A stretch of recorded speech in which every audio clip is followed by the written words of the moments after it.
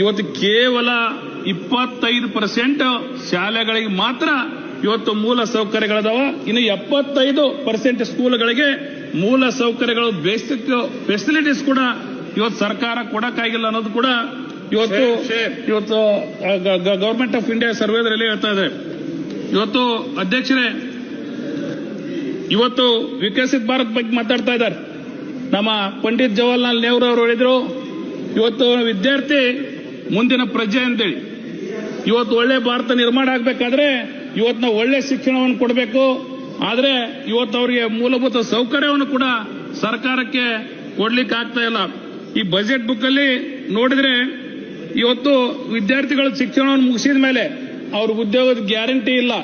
ಆದ್ರೆ ಲೋನ್ ಕೊಡ್ತೀವಿ ಶಿಕ್ಷಣಕ್ಕೆ ಅನ್ನೋ ಮಾತನ್ನ ಇವತ್ತು ಸರ್ಕಾರ ಹೇಳ್ತಾ ಇದೆ.